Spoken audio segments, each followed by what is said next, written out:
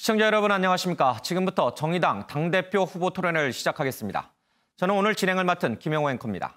본 토론회는 정의당이 주최하고 MBN이 생중계하는 형식으로 사전에 정의당과 진행 형식과 시간, 자리 배치를 협의했음을 미리 알려드립니다. 참고로 본 토론회는 정부의 코로나19 방역 수칙에 따라서 후보장 사이에 칸막이를 설치했습니다. 심상정 대표의 뒤를 이어 정의당을 이끌 당대표에 도전하는 네 분의 후보자를 모셨습니다. 먼저 제 왼쪽부터 배진교, 박창진, 김종철, 김종민 후보입니다. 안녕하십니까? 네, 반갑습니다. 안녕하세요. 네, 그럼 각 후보들을 소개하는 짧은 소개 영상 보겠습니다.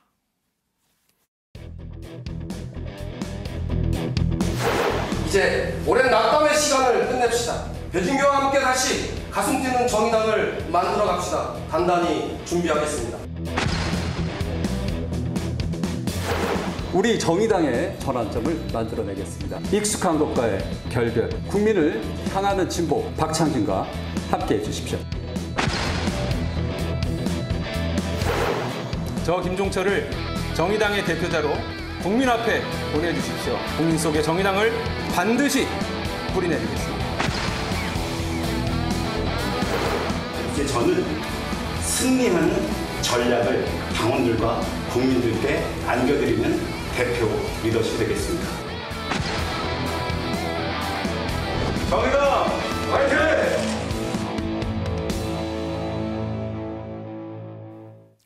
네, 오늘 정의당 당대표 후보 토론회는 두 차례 주제 토론과 주도권을 얻은 후보가 상대 후보를 지목해 진행하게 되는 주도권 토론으로 이뤄집니다.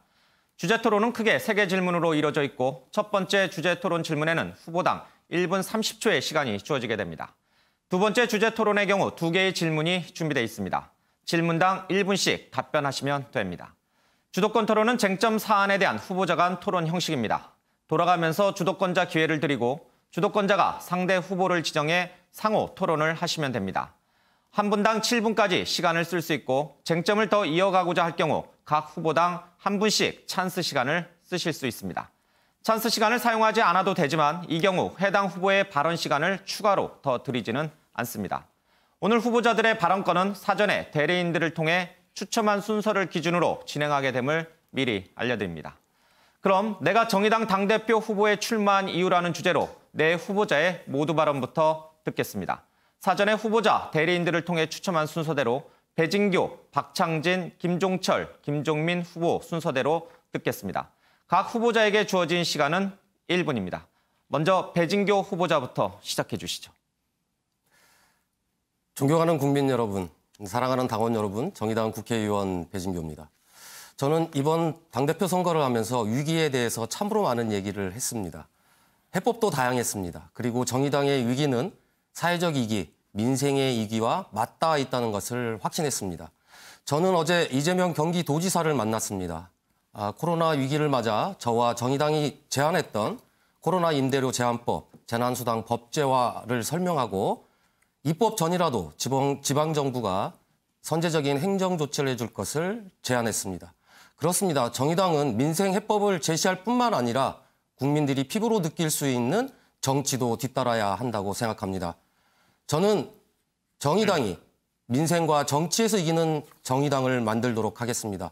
과감하게 주장하고 과감하게 실현하는 당 대표가 되겠습니다. 감사합니다. 네, 배진교 후보자의 모두 발언을 들었습니다. 배 후보자는 이번 정의당 당대표 슬로건으로 행동하는 정당, 이기는 정의당을 얘기하셨습니다. 다음은 박창진 후보자 모두 발언 듣겠습니다. 정의당을 아껴주시는 국민 여러분, 그리고 존경하는 당원 여러분, 박창진입니다. 저는 정의당의 물줄기를 바꾸기 위해 나왔습니다. 진보 정당의 역사, 세련된 언술, 정책 몇 개의 개선이 지금 정의당에 필요한 것은 아닙니다. 지금 필요한 것은 당원들과 함께 당의 물줄기를 바꾸는 것입니다. 기존의 방식으로, 기존의 리더십으로 지금의 위기를 극복할 수 없습니다. 작은 변화로 당의 위기를 극복할 수 있었다면 저는 지금 이 자리에 서 있지 않을 것입니다. 지금 정의당에는 근본적인 혁신이 필요합니다. 자랑스러운 정의당, 당원과 함께 혁신하는 정의당을 바라신다면 저와 함께 해주십시오. 이번 선거에서 정의당 제2창당의 열정을 만들어내고 있는 저 박창진과 함께 해주십시오. 네, 박창진 후보자의 모두 발언을 들었습니다. 슬로건으로 익숙한 것과의 결별, 국민을 향하는 진보를 내세워 주셨습니다. 다음은 김종철 후보자 모두 발언 듣겠습니다. 네, 국민 여러분, 정의당 당원 여러분 안녕하십니까? 대표 후보 김종철입니다. 저는 이번 선거에서 유능한 진보, 준비된 김종철이라고 하는 슬로건을 내세웠습니다. 불평등의 시대에 기본소득을 넘는 기본자산제의 도입, 소득세율 최고세율 상향을 통한 강력한 재분배 정책 실시, 그리고 공공주택 대폭 확보를 통한 과감한 정책 대안으로 민주당, 국민의힘 등과의 정책 경쟁을 승리로 이끌겠습니다. 그러나 아무리 대안이 좋더라도 그것을 국민들에게 효과적으로 설명해서 호소력 있게 전달해서 국민들의 마음을 얻는 것이 당대표의 역할입니다. 저는 그동안 당 대변인, 서울시장 후보, 비례대표 대표 토론자 등으로 당을 대표하여 국민들의 마음을 얻는 데 최선두에 서왔습니다. 이러한 실력으로 이낙연, 김종인 등 다른 정당 대표와의 국민 마음 얻기 경쟁에서 승리하겠습니다. 네, 김종철 후보자의 모두 발언을 들었습니다. 김종철 후보자는 슬로건으로 선수 교체를 주장하셨습니다. 다음은 김종민 후보자의 모두 발언 듣겠습니다. 네, 존경하는 국민 여러분, 또 사랑하는 당원 여러분. 정당은 국민들께 정책과 임무를 통해서 표현이 됩니다. 그동안 정의당은 어떤 사안에 대해서 여당 편에 설 것이냐 야당 편에 설 것인가의 질문에만 주목을 해왔습니다. 바로 댓글 정치를 한 것입니다. 이제 댓글 정치가 아니라 본문을 쓰는 정치를 반드시 만들어 드리겠습니다. 본문은 정의당의 진보적이고 선명한 정책이 있어야 가능한 것입니다. 진보 정치의 전성 시대는 진보 정책의 전성 시대였습니다. 이때 나라가 변하고 국민의 삶이 바뀌었습니다. 정의당이 정부 여당과 차별화된 진보 정책 경쟁에 나서야 합니다. 그래야 국민이 행복해질 수 있습니다. 저는 정의당을 통째로 진보 싱크탱크로 바꾸겠습니다. 브랜딩 전략 위를 통해서 향기나는 정책을 국민들께 내놓겠습니다. 저는 이름을 빼고 다 바꾸겠다고 말씀드렸습니다. 그 이름은 정책 정당입니다. 네, 김종민 후보자는 슬로건으로 정의당 독립 선언을 말씀해 주셨습니다. 네 후보자의 모두 발언을 모두 들었습니다. 준비를 많이 해오신 것 같습니다. 이 1분의 시간을 적절하게 잘 사용하셨습니다. 자, 모두 발언에 이어서 주제 토론으로 들어가겠습니다. 진행자가 던지는 주제 토론 질문에 답변해 주시면 되고요. 각 후보에게 주어지는 시간은 1분 30초입니다. 첫 번째 주제 토론의 주제는 지금 정의당의 가장 큰 문제점은 무엇인가입니다. 지난 4.15 총선에 나타난 민심과 최근 전국에서 드러난 정의당의 행보와 핵심 가치 등에 대해서 여러 가지 견해를 밝혀주시면 됩니다. 이번에는 박창진, 김종철, 김종민, 배진교 후보 순서대로 진행하겠습니다. 먼저 박창진 후보자부터 답변해 주시죠. 지금 우리 정의당의 위기는 존폐 위기입니다. 위기의 원인으로 3대 구습을 말씀드렸습니다. 이념적 독선을 극복해야 됩니다. 우리만의 이념적 지향이 완벽하다며 국민을 가르치려고 들어서는 안 됩니다. 저는 더 이상 당원을 가르치지 않고 지지자들과 국민들과 함께 무릎을 맞대고 배우겠습니다. 비밀주의 정파를 극복해야 합니다. 공개적으로 활동하지 않고 건설적인 제안 없이 선거 때면 연고주의로 집단적으로 모이는 정파는 더 이상 의미가 없습니다. 불통하고 무책임한 지도부도 벗어나야 합니다. 당원과 소통하지 않는 지도부의 결정은 언제나 논란을 만들었습니다. 책임 정치를 보여줄 수 없습니다. 저는 정의당 당원들과 가장 가까운 지도부를 만들어 가겠습니다. 예, 시간이 한 25초 정도 남으셨는데 더 말씀 안 하시겠습니까? 네. 예, 알겠습니다.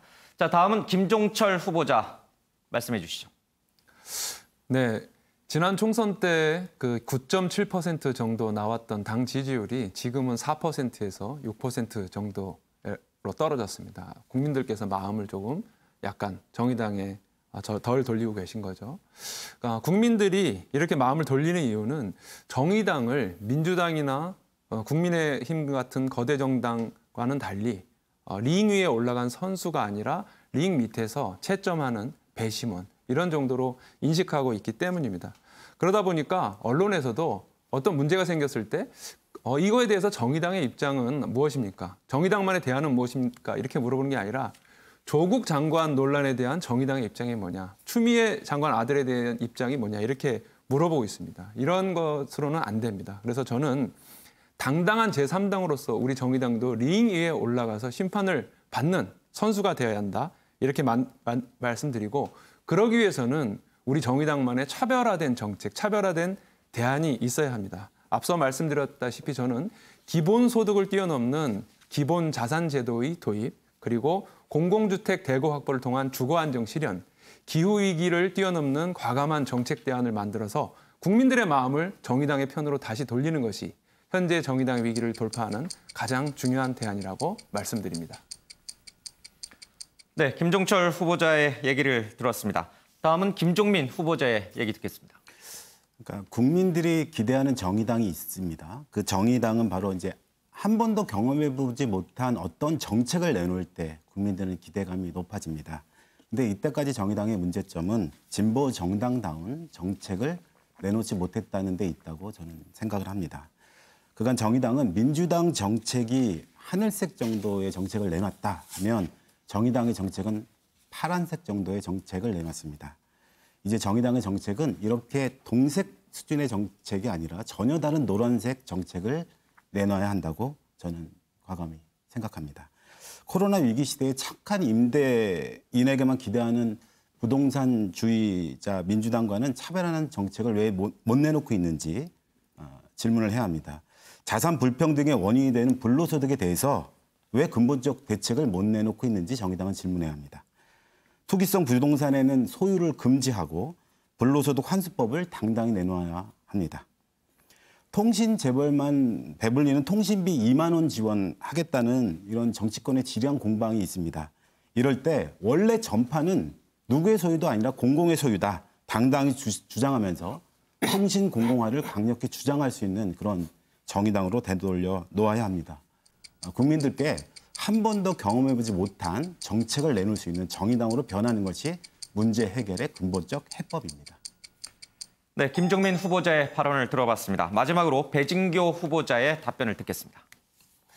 네, 국민들께서는 정의당이 두 가지 답을 해야 한다고 요구하고 계시는 것 같습니다. 첫 번째로는 과연 심상정 다음의 인물은 누구냐라고 하는 질문, 그리고 두 번째로는 과연 정의당이 진보정당으로서 계속 지속할 수 있는 힘이 있냐라고 하는 이 질문인 것 같습니다.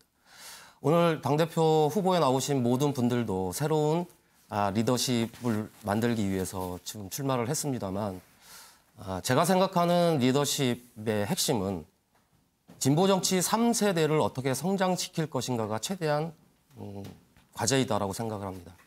장혜영, 유호정 의원도 있고, 그리고 청년 정의당을 준비하는 우리 청년 정치인들도 있습니다만, 이 의원들을 비롯해서 100명의 최소한 청년 정치인이 있어야 앞으로 진보정당이 힘있게 집권을 꿈꾸면서 함께 갈 수 있다고 저는 생각합니다. 그래서 무엇보다도 청년 정치인 100명을 지방선거와 국회의원 선거에 나갈 수 있도록 지금부터 차분히 준비하고, 그런 청년 정치인들로부터 정의당의 새로운 리더십을 준비해야 된다고 생각합니다.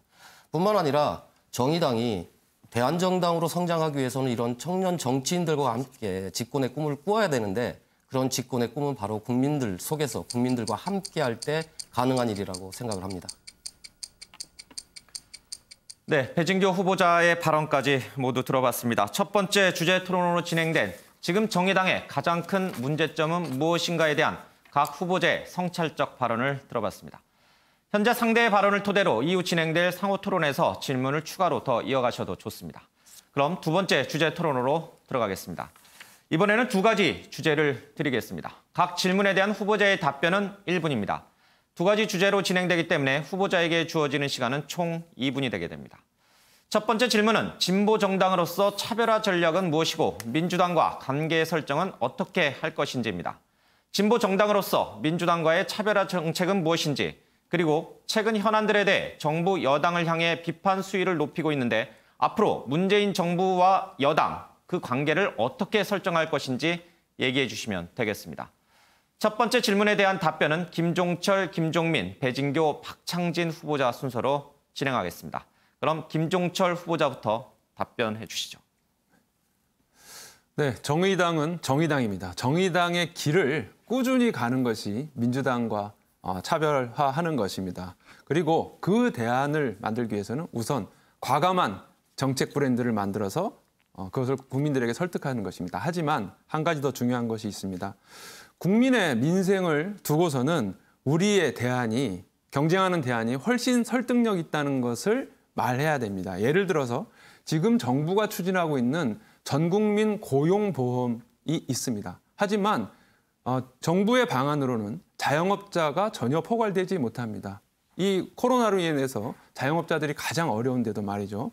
정의당이 추진하고 있는 전국민 고용 및 소득보험은 이러한 자영업자까지 포괄하는 진정한 전 국민을 포괄하는 고용 및 소득보험입니다. 이런 부분을 호소력 있게 국민들에게 말씀드려서 국민의 마음을 얻는 것이 진정한 민주당과의 차별화입니다. 네, 다음은 김종민 후보자의 얘기 듣겠습니다. 추미애 장관을 옹호하는 민주당은 불공정한 거 아니냐, 기득권 아니냐 이런 거에 대한 청년들의 물음에 민주당은 답할 수 있는가. 김홍걸 의원 문제가 터졌는데 후보 검증 못한 당이 책임을 져야 하는데 그 책임을 이낙연 대표가 져야 합니다. 그런데 민주당은 매번 비판하는 꼬리 자르기의 표본이 아닌가. 왜 정권을 잡고도 세월호 진상규명 하나 제대로 못하는가. 이런 질문에 민주당은 답을 못하고 있습니다. 민주당은 보수화됐고 신기득권으로 변해 가고 있습니다. 이런 보수화된 민주당에게 차별화된 진보 정책을 당당히 내놓는 것이 민주당을 개혁 정신으로 끌고 강하게 견인하는 정의당의 역할이라고 생각합니다. 이재용 삼성 부회장 기소에 대해서 논평 하나 내지 못하고 있는 민주당이 창피할 정도로 재벌세습 막는 순환출자 제한법 같은 걸 과감히 내놓아야 합니다. 국회의원 사선 연임 제한 이런 것도 강력하게 정치기득권 타파로 내놓아야 합니다. 네, 다음은 배진교 후보자의 얘기 듣겠습니다. 네, 이제는 더 이상 민주당과의 관계 설정이나 이런 문제에 대해서 얘기 안 했으면 좋겠다는 말씀을 먼저 드리겠습니다. 또 당이 독립해야 된다. 그럼 이런 말씀들도 하시는데 그럼 우리가 정말 민주당에 이중되었냐라고 자존심 상해하는 우리 당원들도 있습니다. 더 이상 민주당 얘기 안 했으면 좋겠습니다. 지금은 차별화가 중요한 것이 아니라 우리 정의당이 누구를 위해 그리고 누구를 위해서 일할 것인가가 더 중요한 문제입니다. 정책적 차별성으로 정당의 정체성이 구별되는 것은 아닙니다. 국민의힘이 정책적 차별성을 꾀하고 있지만 보수 정당이 아니라고 누가 얘기하고 있습니까? 정의당이 진보 정당으로서의 정체성은 바로 지역과 현장에 있었습니다.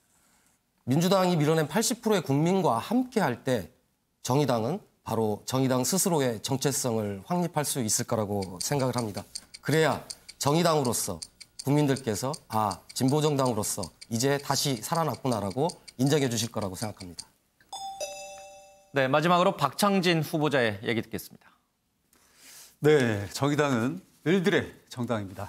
을 중에 을들의 정당입니다. 하지만 그들을 대변하는 데만 머무는 것이 아니라 실질적으로 삶을 바꾸는 정당이 되어야만 합니다. 그런 실력을 가진 정당, 정의당이 나아가야 할 방향입니다. 더 이상 이 논란은 없었으면 좋겠습니다. 왜 우리 당의 정체성을 민주당과의 관계에서 규정해야 합니까? 정의당은 이미 민주당과 다른 정당입니다. 정의당은 정의당의 길을 가면 됩니다. 하지만 시민의 삶을 바꿀 수 있다면 민주당의 정책이 우리의 진보적 가치와 합치한다면 협력할 것이고 모자란다면 채워나가도록 요구하겠습니다. 또 역행한다면 날선 비판도 아끼지 않겠습니다. 더 과감하게 통 크게 더 미래를 보며 정치해 나가는 게 저희 정의당의 정체성이라고 생각합니다. 네, 진보정당으로서 차별화 전략은 무엇이고 민주당과 관계 설정은 어떻게 할 것인지에 대한 네 분의 답변을 들어봤습니다. 두 번째 질문은 첫 번째 질문과 연속성 상에 있습니다. 대규모 탈당, 당원 탈당 논란, 정의당의 대안이 무엇인가에 대해서 네 후보자 얘기를 좀 들어보겠습니다. 올해 들어 정의당은 지난 4월 총선 비례대표 후보 선출 후유증에 고 박원순 서울시장 조문 논란으로 두 차례 탈당 사태를 겪었습니다. 이 같은 상황을 어떻게 바라보고 있는지 당대표 후보자들이 생각하는 대안은 무엇인지 들어보겠습니다. 이번 주제에 대한 답변은 김종민, 배진교, 박창진, 김종철 후보 순으로 진행하겠습니다. 각 후보에게 주어진 시간은 역시 1분입니다. 먼저 김종민 후보자부터 시작해 주시죠. 먼저 이제 탈당 러시라는 말에는 좀 동의하기가 좀 어렵고요. 돌아봐야 될 게 있습니다. 이 정의당 논란이 생길 때마다의 공통점은 민주당 정부 여당이 잘못을 하는데 정의당의 혼란이라고 이제 국민들이 인식한다는 점입니다. 저는 정의당이 그동안 늘 좌고우면하고 눈치를 봤던 것이 가장 큰 문제라고 생각합니다.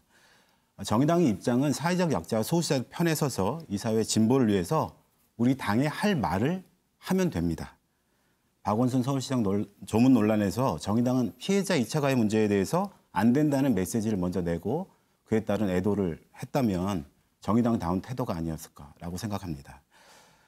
또 하나는 국민들이 메시지를 정확하게 인식하지 못하고 혼란으로 인식하고 있다는 문제입니다. 이것은 당대표가 책임 있게 설득하는 태도를 취해야 합니다. 이를 위해서는 오늘의 투표라고 하는 방식을 통해서 국민들과 당원의 참여를 보장하면서 대표 브리핑을 통해서 책임 있는 설득을 해나가겠습니다. 네, 다음은 배진교 후보자 듣겠습니다. 네, 국민의힘이나 민주당도 그동안 보면 많은 탈당과 또 입당이 있었거든요. 그런데 왜 정의당의 이러한 탈당 문제가 이렇게 두드러지게 보일까? 그것은 바로 정의당이 정체성을 분명히 하지 못함으로 인해서 사안에 따라서 yes, no에 대한 사안적 판단 때문에 발생한 문제라고 생각을 합니다. 과연 우리 당원들이 차별금지법을 제정하자고 했는데 탈당을 했습니까? 그런 문제는 없었습니다. 그렇다고 한다면 이제 정의당이 분명하게 자기 정체성을 세워가는 과정 속에서 우리가 반응하는 것이 아니라 반향하게 하는 정치를 지금부터 해야 된다고 생각합니다. 그리고 저는 최근에 노동조합의 조합원들이 집단 입당하는 입당식에 다녀왔습니다. 그렇습니다. 우리는 기후정의, 노동존중, 젠더평등이라고 하는 큰 가치를 가지고 이제는 입당 러시를 만드는 정치활동에 모든 당원들이 함께 나서야 할 때라고 생각합니다. 네, 다음은 박창진 후보자의 답변 듣겠습니다. 네, 많은 당원들이 떠났습니다. 네, 4분의 1이나 탈당했으면 스스로를 되돌아보고 반성하는 데서 시작해야 한다고 생각합니다. 하지만 탈당을 대하는 지도부의 태도는 심각했습니다. 사람을 소중히 여기는 것이 진보의 가치입니다. 모든 사람을 소중히 여기기에 다른 사람을 소중히 여기지 않는 사람들과 싸우고 있는 것입니다. 하지만 우리 지도부는 탈당하는 이들이 있지만 많지는 않다. 들어오는 사람도 있다는 식으로 됐습니다.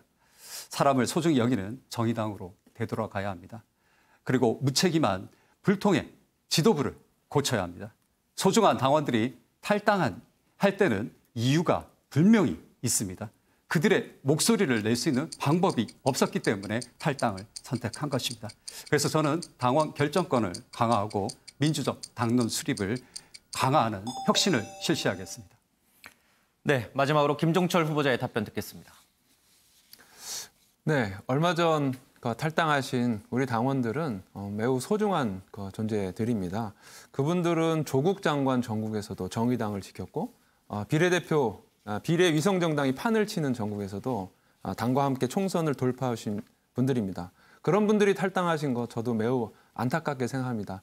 하지만 이런 것에 대안으로 앞선 토론에서 박창진 후보님께서 말씀하신 그런 다시 특별 복당 기간을 한다든가 이런 식으로 할 수는 없을 것 같습니다. 그렇게 해서 그분들이 다시 돌아오는 게 아니라고 저는 생각을 하고요.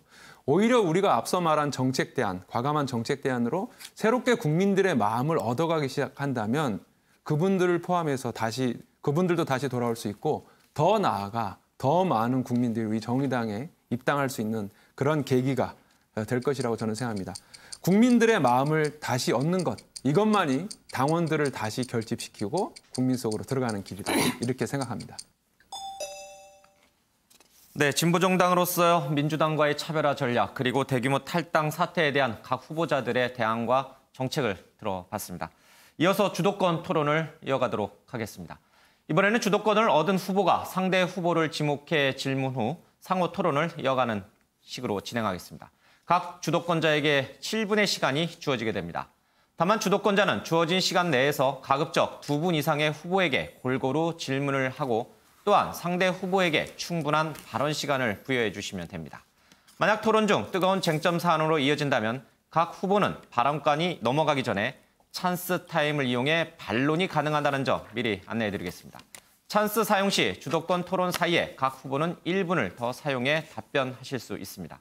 이번 주도권 토론은 배진교, 박창진, 김종철, 김종민 후보 순서로 진행하겠습니다. 자, 그러면 주어진 시간이 많지 않은 만큼 적절한 시간 안배를 통해서 주도권 토론을 이어가시길 당부드립니다. 배진교 후보자부터 주도권 토론을 이어갈 상대를 지목해 주시고 토론을 이어가겠습니다. 네, 먼저 우리 박창진 후보에게 질문 드리도록 하겠습니다.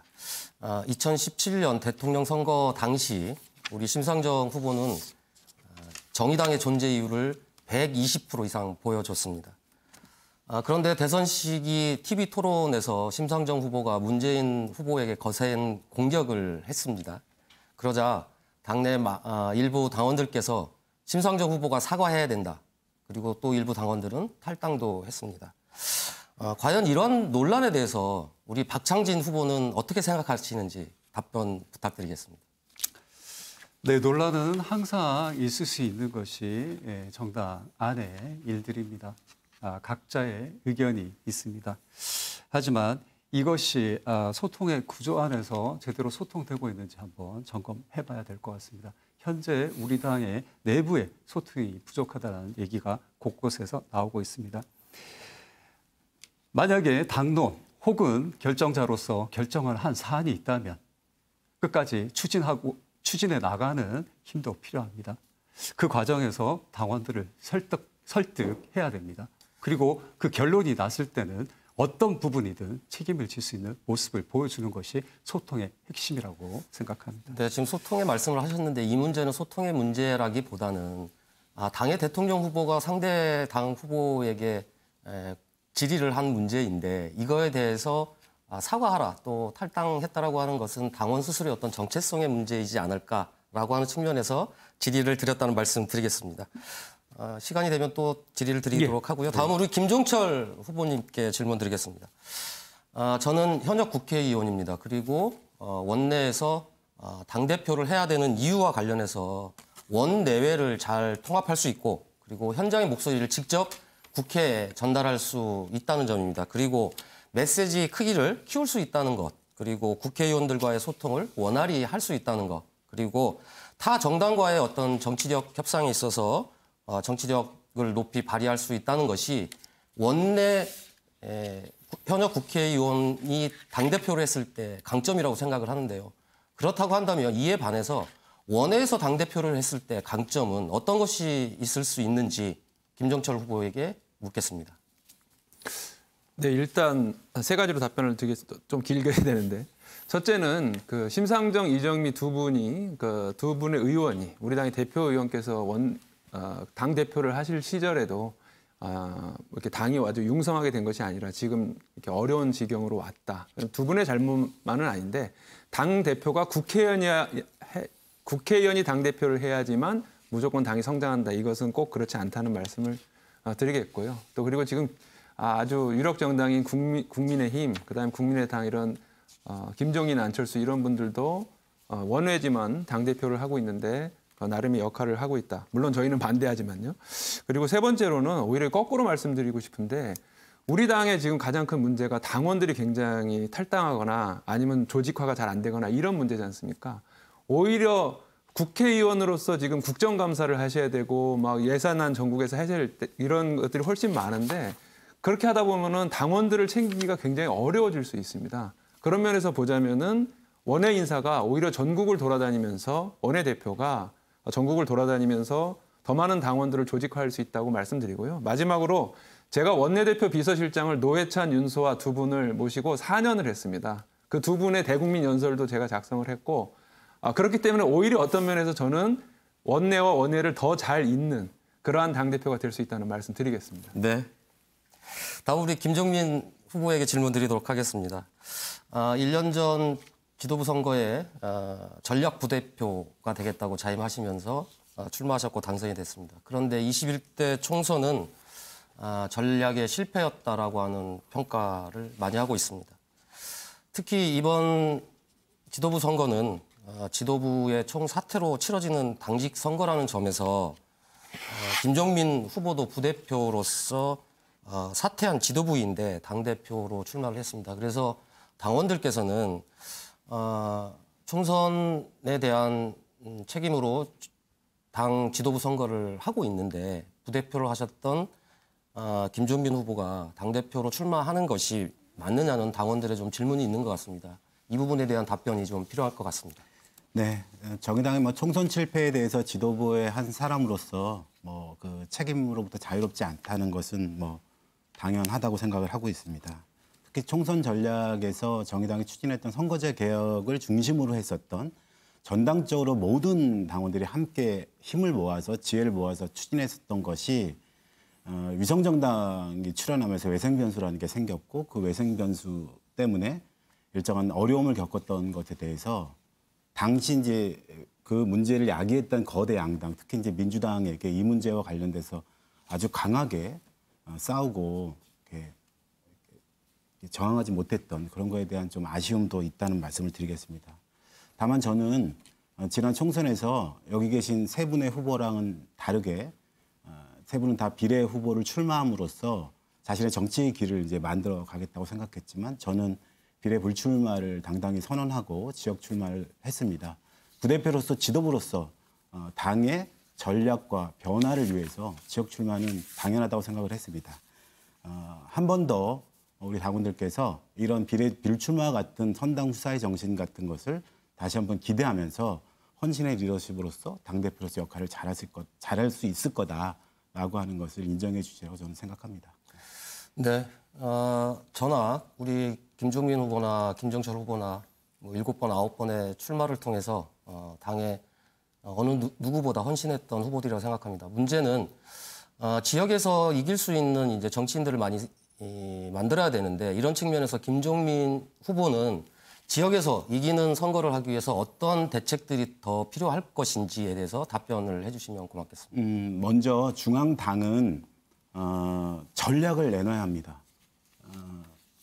굉장히 중요한 선명하고 분명한 제가 이제 계속 말씀드리는 진보 정책을 구체적으로 분명히 내놓는 전략을 내놓고 모든 당이 갖고 있는 자원은 지역으로 내려보냄으로써 지역 정치 활성화를 위해서 사용하는 것이 좋다 생각합니다. 예, 박창진 후보께서 찬스 사용을 신청하셨습니다. 네, 미흡한 답변에 찬스 쓰도록 하겠습니다. 우리 진보 정당, 정의당 안에는 수많은 가치가 서로 상존하고 있습니다. 이를 잘 아우르고 다스려 나가는 것도 리더의 덕목인 것 같고 우리 정의당이 추구해야 될 방향이라고 말씀드리겠습니다. 예, 찬스 그러면 다 쓰신 겁니다. 네, 그렇습니다. 예, 알겠습니다. 다른 분 찬스 쓰실 분 없으면 있으신가요? 없습니다. 예, 없으면 다음 후보 주도권 토론 가겠습니다. 박창진 후보께서 상대 후보를 지목해서 주도권 토론 시작하시면 되겠습니다. 네, 김종철 후보님께 질문하겠습니다. 김종철 후보는 대변인이던 지난 7월 13일 MBC 시선 집중에서 탈당하는 이들이 있지만 이들이 많은 수를 차지하지 않는다고 말씀하셨습니다. 그 발언이 정의당 안에서 탈당을 바라보며 안타까워하는 우리 당원들과 지지자들에게 어떻게 들렸을지 그리고 지역에서 탈당을 말리고 당원들을 붙잡고 있는 당직자들과 활동가들에게는 어떻게 들렸을 거라고 생각하시는지 말씀해 주십시오. 네, 그 발언의 맥락을 이해하셔야 되는데요. 실제 제가 그 발언을 시선 집중해서 한 건 월요일 아침이고요. 그 탈당계가 모인 것은 통계가 잡힌 것은 월요일 오후입니다. 그런데 박창진 후보께 반대로 여쭤볼게요. 그러면 당 대변인이 지금 그 당의 조문 논란으로 탈당이 이렇게 되는데 네, 정말 너무 많은 당원이 탈당해서 큰일 났습니다. 이렇게 말씀하는 게 옳은지 아니면 조금 논란은 있지만 탈당하시는 분도 계시지만 이 논란에서 입당하시는 분도 계시다. 그래서 이 문제를 앞으로 우리 당이 잘 토론하고 극복해야 된다. 이렇게 말하는 게 맞는지 어떤 게 맞다고 생각하십니까? 만약에 박창진 후보가 대변인이셨어도 당이 지금 좀 어렵지만 당을 잘 수습해 가는 중이고 탈당하시는 당원들도 마음을 모으고 있다라든가 이렇게 말씀하셔야 되는 게 저는 맞다고 생각합니다. 네, 알겠습니다. 네, 당의 대변인으로서 할 수 있는 발언이었다고 말씀하실 것 같습니다. 또 제 답변도 요구하셨고요. 제 답변은 이렇습니다. 정의당은 사람을 소중히 여기는 정당이어야 합니다. 사람을 소중히 여기지 않는다는 메시지를 던졌을 때는 지지자들이 떠나가게 되어 있습니다. 두 번째 질문도 우리 김종철 후보님께 드리도록 하겠습니다. 저는 제 생애 첫 정당이 정의당입니다. 저는 2017년에 자발적으로 입당했습니다. 김종철 후보는 저보다 불과 1년여 전에 노동당에서 건너오신 것으로 알고 있습니다. 2014년 동작을 보궐선거에서도 노회찬 대표님과 단일화를 끝까지 하지 않고 출마하셨던 것으로 알고 있습니다. 노동당에서 왜 정의당으로 오신 건지 또 노동당에서 어떤 문제의식을 가졌었길래 정의당으로 오셨는지 정의당과 노동당의 차이는 무엇이라고 생각하십니까? 질문을 짧은 질문에 너무 많이 하셨는데 노동당에서 그러니까 예전에 진보신당입니다. 그 진보신당이 노동당으로 바뀌었는데 이 노동당에서 정의당으로 오게 된 것은 저는 진보정당이 좀 더 커져야 된다고 생각을 해서 노동당과 정의당이 합쳐서 노동자, 자영업자, 시민들을 위한 더 큰 진보정당을 만들길 원했습니다. 그런데 그것이 노동당에서 아깝게 부결이 됐습니다. 그래서 그렇다면은 지금은 정의당에 좀 더 힘을 실어서 해야 되겠다 해서 노동당 분들에게는 죄송하지만 탈당해서 정의당에 와서 이렇게 한 거고요. 노회찬 의원하고 단일화를 그때 못한 것은 당시에는 제가 노동당 동작을에 있었고 노회찬 의원께서는 정의당 노원구에 계셨는데 동작을 보궐선거에 오신 겁니다. 네. 그래서 아쉽게 단일화 잠깐만 못했는데 못했는데 더 중요한 건 제가 그 이후에 노회찬 원내대표의 비서실장을 하게 됐다는 것입니다. 두 사람은 그 정도로 최소한 다른 정당에 있었더라도 그 정도의 관계가 됐기 때문에 바로 그렇게 되었다는 말씀 시간이 얼마 안 드리겠습니다. 남아서 죄송합니다. 네, 다음 질문 배진교 후보님께 드리도록 하겠습니다. 지금 토론에도 저희 당원들의 탈당 문제가 계속해서 주요한 이슈로 등장하고 있습니다. 탈당은 이번 총선 평가와 밀접한 관계가 있습니다. 배진교 후보는 정의당의 지난 총선 전략에 대해 어떻게 평가하고 계십니까?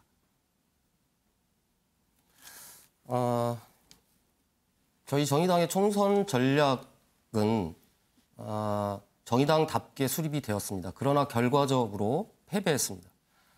그 이유 중에 하나는 비례이성 정당 문제 등을 거론하고 있으나 실제로 정의당이 이번 총선에서 패배한 가장 결정적인 이유는 선거법 개정 등 정치적 이슈에 우리 당이 전체적으로 당력을 집중함으로 인해서 우리 당이 있어야 될 지역과 현장에서 국민들과 함께 하지 못했다는 것, 그리고 지난 20년간 우리 진보정당이 쌓아왔던 많은 힘들을 정치개혁이라고 하는 것에 모든 힘을 다 소진했다는 것. 네. 이것 때문에 사실은 저희들이 원했던 원내교섭단체 20석을 확보하지 못했고 적은 의석수와 지지율을 얻게 되었다고 하는 것이죠. 네, 알겠습니다. 아유, 감사합니다.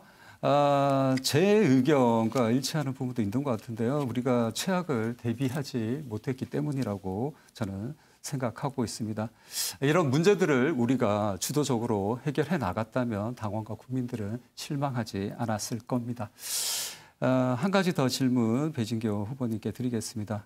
배진교 후보는 의원이시면서 선거를 함께 하고 계십니다. 의정 활동에 어려움은 없으신지 묻고 싶습니다. 물론 시간적으로 부족한 게 사실입니다. 그럼에도 불구하고 제가 원내대표까지 내려놓으면서 당대표에 출마한 이유는 그만큼 우리 당의 현실이 절실하다고 생각했기 때문입니다. 네, 알겠습니다. 잘 아시다시피 지금 의정 활동을 시작한 지 3개월이 되었습니다. 심상정 대표도 재선 의원시절 시절에 당대표를 맡았습니다. 이정미 대표도 의원이 된 지 1년 후에 대표를 맡았습니다.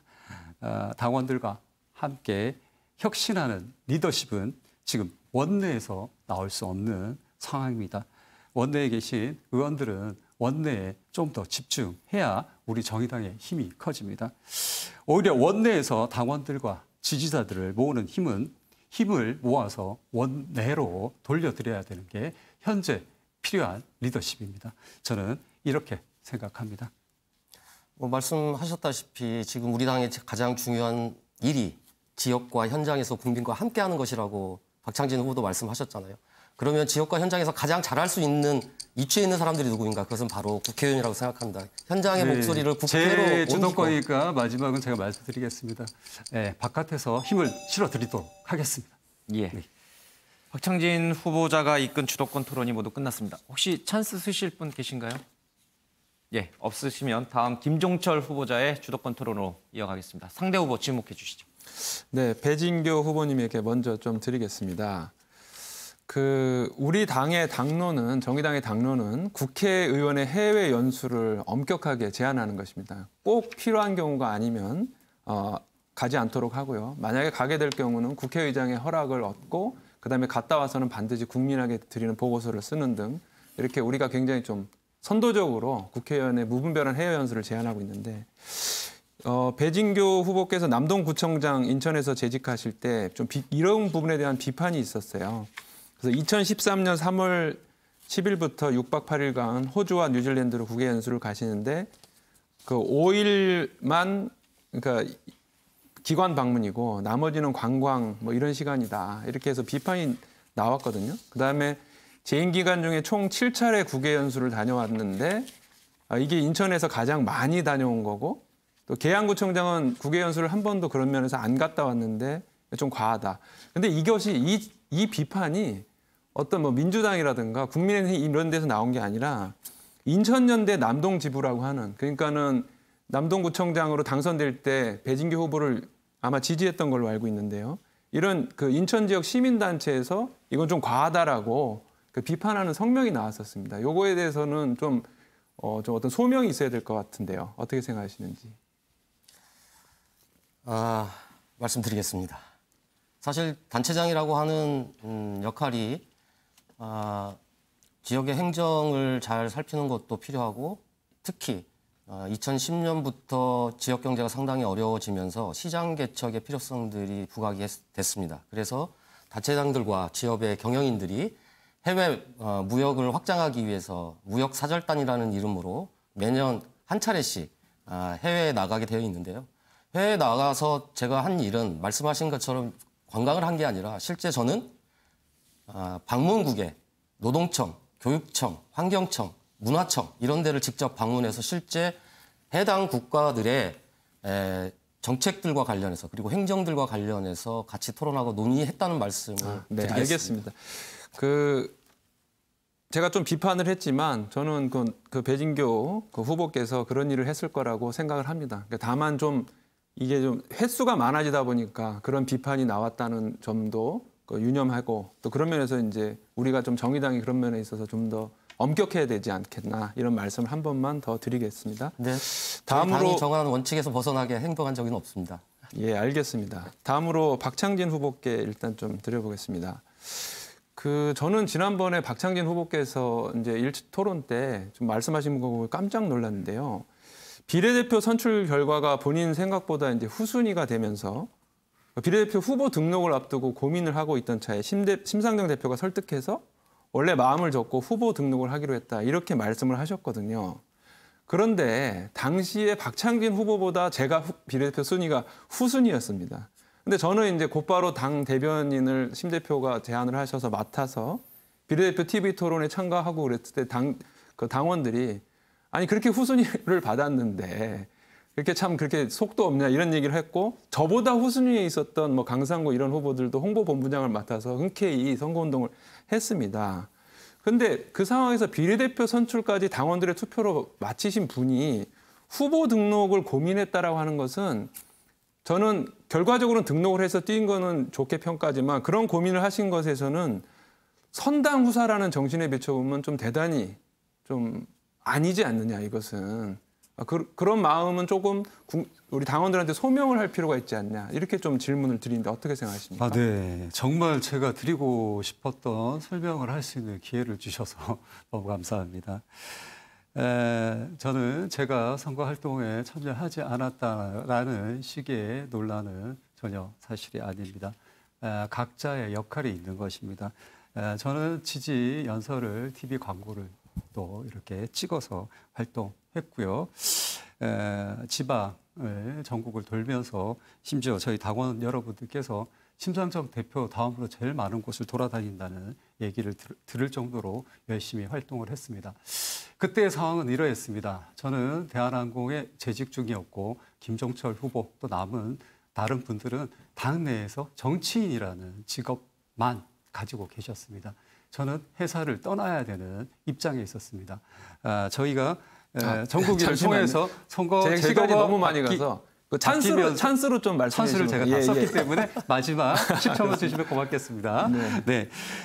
그런 면이 있었습니다. 그래서 저는 생존을 포기하고 후보 등록을 해야 되는 일이 있었습니다. 그래서 그 점에서 심상정 대표와 심도 있는 논의를 했고 당의 발전과 당의 지지율을 높이기 위해서 역할을 해달라는 알겠습니다. 부탁을 받았던 것입니다. 어쨌든 다른 후보들은 그래도 후순위임에도 불구하고 당을 위해서 기꺼이 제가 비록 후순위지만 당의 총선 돌파를 위해서 뛰겠다라고 다들 결의했는데 그 후보 등록 안 하겠다라고 처음에 마음먹으셨던 것은 저는 조금 앞으로 당의 위기가 닥치면은 그런 부분이 좀 걱정이 됩니다. 진보 정치를 오래 하다 보면은 이런 위기는 숱하게 오는 것이거든요. 그래서 그런 부분에 있어서는 한 번 더 고민을 해주셨다는 말씀을 이제 물러날 곳이 없다는 걸 말씀드리겠습니다.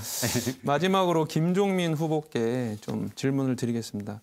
그 김종민 후보께서는 지난번에 저에게 이제 그 질문을 하신 게 있는데 그 이제 국민연금, 그러니까 공무원연금, 사학연금, 군인연금 등 특수직영연금을 저는 노후의 어떤 이게 너무 국민연금하고 격차가 커서 노후의 불평등 이런 것 때문에 이 특수직영연금을 국민연금하고 통합해야 된다라는 말씀, 과감한 대안을 내야 된다라고 말씀드렸는데 그에 대해서 좀 약간 고민이 되는 듯한 그런 말씀을 하셨어요. 그러니까 어떤 의미인지 좀 여쭤보고 싶습니다. 그러니까 정의당이 내놓을 이제 국민들의 살림살이와 관련된 정책을 얘기할 때 이제 이른바 재원 마련의 방법론이 있습니다.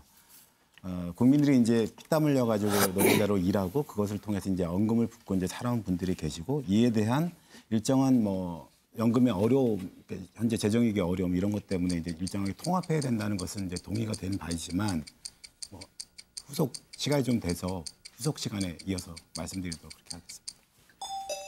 네, 김종철 후보자의 주도권 토론이 모두 끝났습니다. 김종민 후보자께서 찬스 신청하셨고 김종철 후보자도 찬스 사용하셨는데 먼저 김종민 후보자부터 찬스 사용하시겠습니다. 네. 그런데 그런 재원을 마련한다고 하는 데 있어서 먼저 정의당이 해야 할 일은 일정하게 이제 재벌 기득권 등으로 표현되어 있는 경제 권력을 갖고 있는 분들에게 강한 불로소득 환수라든가 일정한 법인세 상향을 통한 일정한 재원 마련하는 것을 먼저 강하게 추진함으로써 국민들이 일정하게 양보를 해야 되고 사회적 변화를 위해서 조금 양보가 필요한 대목에 대한 얘기를 그다음 후순위로 해야 된다. 그래서 우리의 정책의 우선순위의 입장에서 봤을 때는 먼저 기득권 경제 권력에게 먼저 얘기를 하고 그다음 얘기를 해야 된다. 이런 것을 이제 주요하게 말씀드린 거고 이 문제에 대해서는 계속 토론해 갔으면 좋겠습니다. 아까 이제 박창진 후보의 답변 중 제가 꼭 드리고 싶은 말씀은 지역 후보들이 상당히 나간 조건이었습니다. 비례 후보들도 상당히 박창진 후보보다 후순위가 많았습니다. 본인이 8번이라고 하는 후순위가 당선가지 않다고 하는 것으로부터 본인 후보 등록에 대한 고민이 있다는 얘기는 이미 많은 당직자들이 다 알고 있는 사실입니다. 이에 대해 명확한 해답을 내놓지 않고 엉뚱한 얘기를 하는 것은 좀 다소 문제가 있다고 생각합니다. 김종철 후보자 찬스 사용하시겠습니다. 제가 이 김종민 후보께 방금 공무원연금이나 군인연금, 사학연금 그걸 국민연금으로 통합하자 이런 그 토론을 이렇게 굳이 한 이유는 이것이 진보의 어떤 금기같이 돼 있어서는 정의당이 국민들한테 다가갈 수 없다는 얘기입니다. 이 얘기는 어떤 더불어민주당이나 이런 데도 잘 못하고 있는데요. 현재 우리나라의 그 연금에 있어서 군인연금과 공무원연금 적자가 매년 한 3조 8천억 정도 발생하는데 이게 한 10년 정도 지나면은 10조 원 정도가 됩니다. 이게 추경 한번 편성할 때처럼 엄청난 규모가 되는데 이게 점점 늘어나는 구조라는 거죠. 근데 이런 부분에 있어서는 우리가 이런 특수직영연금에 계신 분들을 설득해서라도 노후를 좀 더 공평하게 하는 것이 보다 바람직한 사회를 만드는 거다. 함께 어떤 평등한 노후를 누리자라고 하는 부분을 잘 설득해야 된다 이런 말씀을 드리는 것입니다. 예, 주도권 토론 이제 김종민 후보자만 남겨놓고 있습니다. 세 분이 찬스를 쓰셨고 배진교 후보자께서만 찬스 사용할 수 있습니다. 자, 그러면 김종민 후보자 주도권 토론 이어가시죠. 네, 이제 저는 이제 계속 정의당이 정책 정당으로서의 정부 여당과는 차별화된 국민의 삶을 변화시킬 어떤 정책을 내놔야 된다. 이게 이제 제 줄기찬 주장입니다. 정책을 통해 차별을 해야 된다는 것이죠. 배진교 후보께서는 이제 기후 정의, 노동 존중, 젠더 평등의 세 가지의 기둥을 세워서 재탕당을 만들어 가겠다 이렇게 말씀을 하고 계세요. 근데 이제 제가 보기에는 이 세 가지의 어떤 의제를 말씀하고 계시지만 이에 따른 국민들에게 내놓을 정책 브랜드가 무엇이냐에 대해서는 어디를 찾아봐도 나와 있지가 않습니다. 저는 이제 기후 위기에 대해서는 이제 다음 세대 문제가 아니라 지금 당장의 문제이기 때문에 토건 뉴딜로 전락한 한국형 뉴딜을 그린 뉴딜로 빨리 전환해야 하고, 그러니까 자가용에는 좀 세금을 부여하고 대중교통은 무상화하는 방식을 통해서 탄소 배출을 과감히 줄여나가는 방식을 추진하자. 탄소 배출 제로라든가 탈석탄 로드맵을 우리 당이 내놔야 하고 재생에너지 인프라 구축하기 위한 방안이 뭔지를 내놔야 합니다.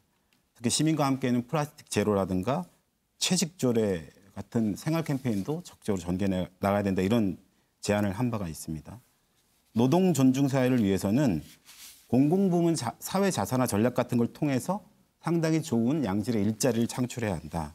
노동법원 같은 것도 신설하는 걸 통해서 불법 노동행위에 대해 강력한 처벌을 해야 한다.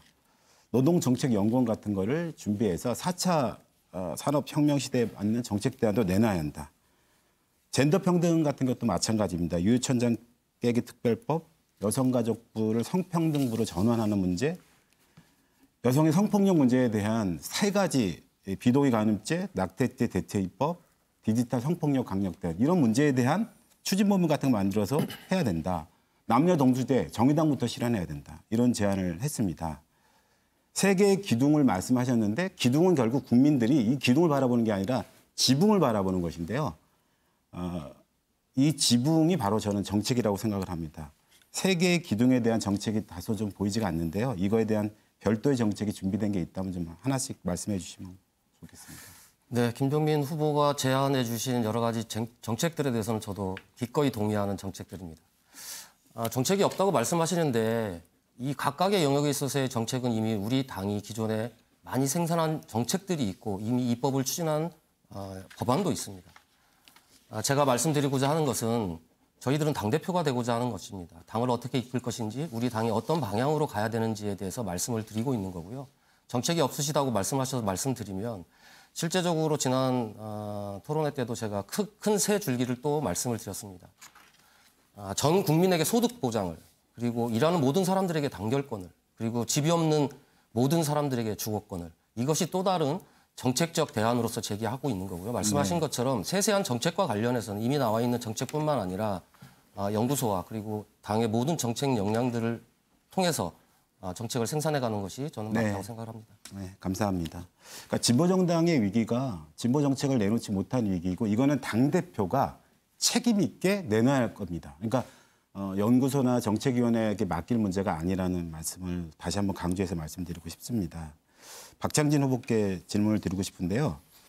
저는 사실 새 정치를 표방하고 나온 안철수 지금 현 대표이죠. 국민의당의 대표가 매우 이제 의미 있게 봤습니다. 그런데 10년째 이 안철수 대표의 새 정치가 뭔지를 아는 국민이 한 명도 없습니다. 이제 안철수 대표에 대한 관심이 국민의힘과 언제 합칠 거냐 여기에 대한 관심밖에 없습니다. 철학과 그러니까 철학과 정책이 없는 정치의 말로가 이런 게 아닌가라는 생각이 들었습니다.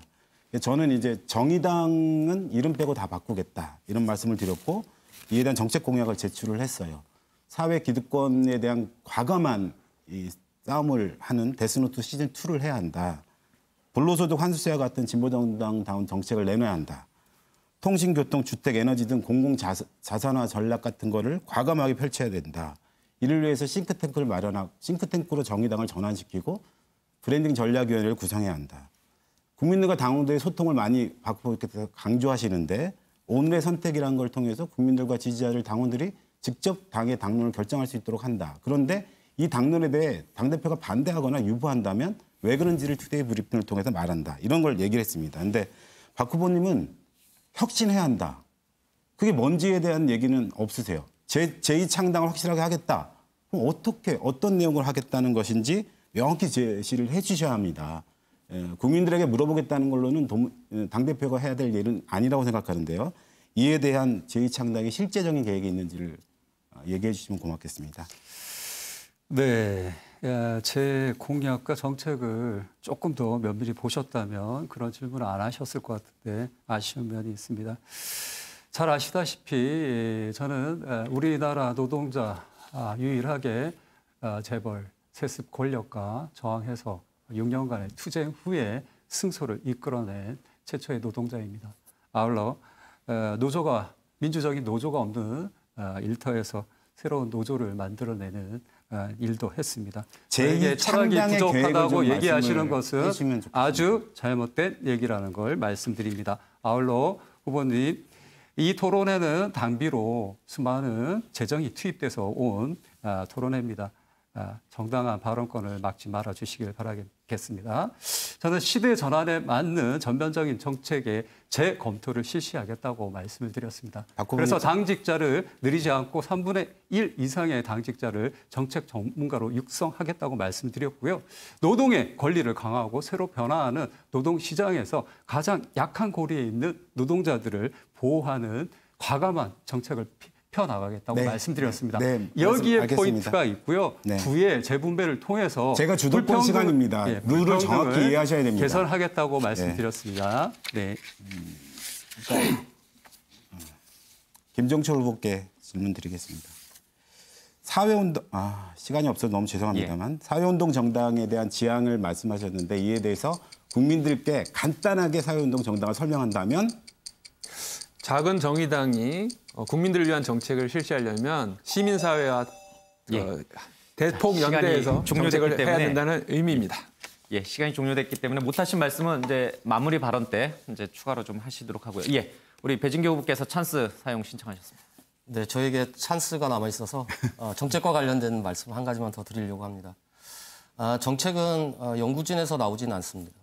특히 정의당의 정책은 현장에서 나와야 합니다. 현장에서 나오기 위해서는 우리 당원들과 우리 전 당직자들이 현장에 있어야 됩니다. 그래서 그 현장에서 나오는 목소리가 국회에 접수가 되고 국회에서 논의돼서 현실적으로 입법이 되고 이 입법이 실제 우리 국민들의 삶을 변화시키는 것, 이것이 정의당이 추구해야 될 정책이라는 말씀 한 번 더 드렸습니다.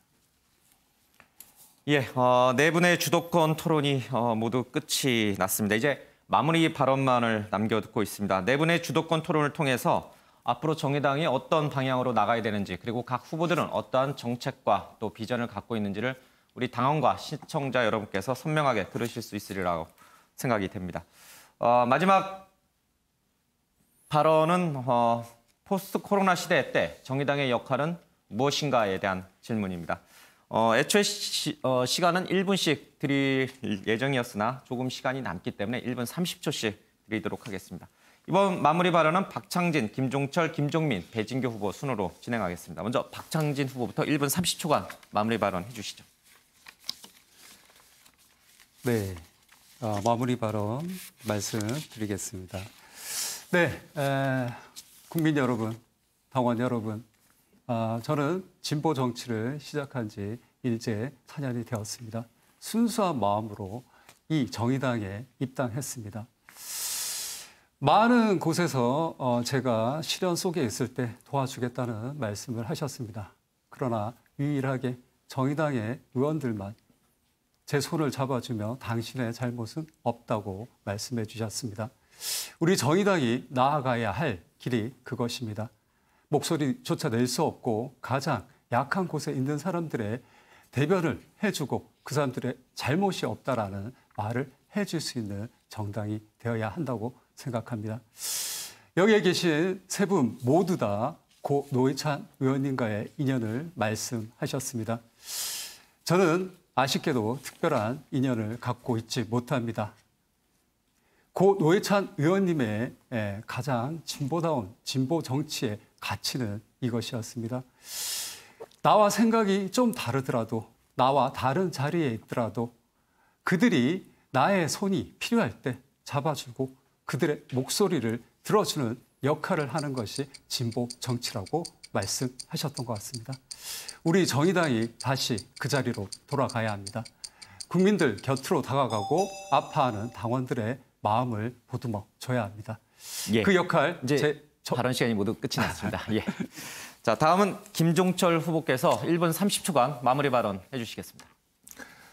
네, 그 마무리 발언 전에 아까 김종민 후보께서 말씀하신 이게 전국민 고용 및 소득보험제도 도입 기자회견입니다. 잘 안 보이실 텐데 여기 가운데 심상정 대표가 계시고 이 주변에는 배달 노동자분들 그리고 대리기사분들 그리고 자영업자들 이런 분들도 함께 기자회견했습니다.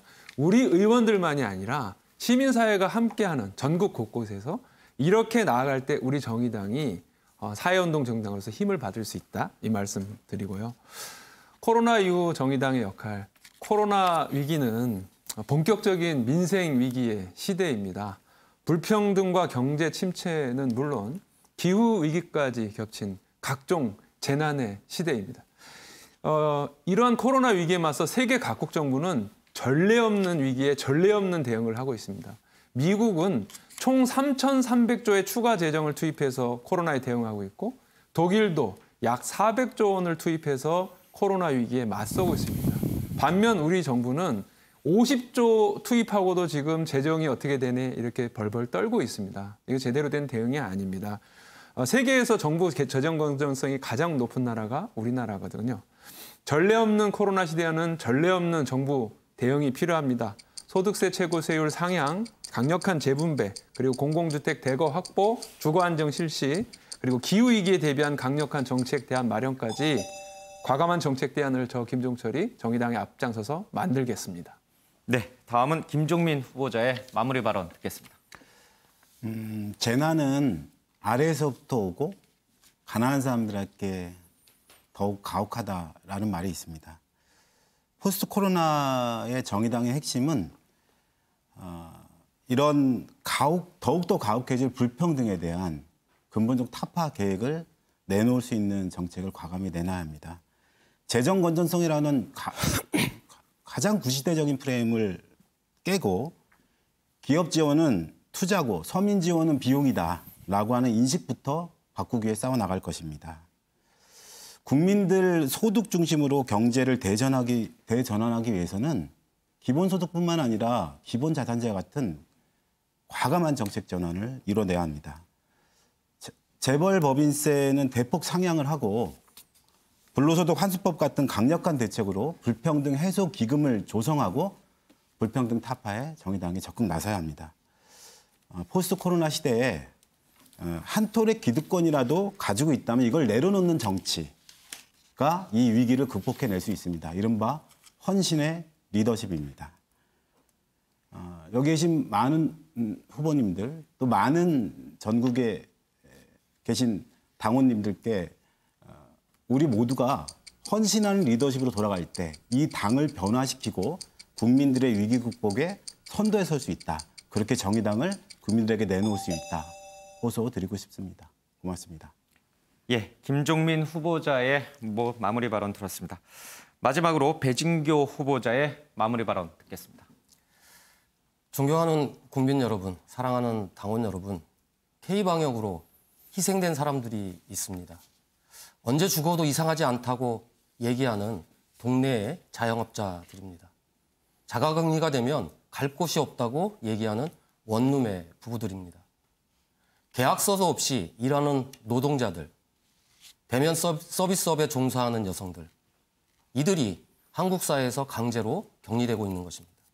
정의당은 격리된 현장에서 다시 시작하겠습니다. 민주당이 밀어낸 80%의 국민들과 함께하겠습니다. 거대 양당이 기득권 경쟁에 몰두할 때 정의당은 오로지 민생 경제에만 몰두하겠습니다. 모든 국민에게 소득을, 일하는 모든 사람들에게 단결권을, 집이 없는 모든 사람들에게 주거권을 실현하는 이 힘을 통해서 정의당이 집권을 준비해 가겠습니다. 기후정의, 노동존중, 젠더평등, 가치를 들고 100명의 청년 정치인들과 함께 2022년 대선을 향해 달려가겠습니다. 감사합니다. 네, 20초 정도 남으셨는데 더 말씀 안 하시겠습니까? 네. 예. 자, 이 네 분의 말씀을 들으면서 시간이 좀 짧지 않나 이렇게 아쉬움이 좀 있습니다. 네 분 모두 잘 준비해 오셨고 비전과 정책을 잘 제시해 주신 것 같습니다. 모두 고생하셨습니다. 네, 한국 정치사에서 진보 정당은 사회 변혁을 이끌며 미래 우리 사회가 나아가야 할 바람직한 방향을 제시했다는 평가를 받아왔습니다. 그러나 21대 국회에서 민주당이 압도적 다수당이 됨으로써 상대적으로 진보 정당인 정의당의 역할이 위축된 것 아니냐는 비판의 목소리도 들립니다. 단연 이번 선거의 최대 쟁점은 진보 정당으로서 선명성과 민주당과의 관계 설정, 그리고 향후 원내 일당과 대권을 향한 교두보 전략이 있느냐 하는 점입니다. 정의당이 당대표 선거를 통해 어떤 비전과 가치를 제시하게 될지, 또 어느 후보가 그러한 정책과 목표를 이뤄낼지 많은 관심 가져주시길 바랍니다. 오늘 정의당 당대표 후보 토론회는 여기서 마치겠습니다. 시청해주신 여러분 감사합니다.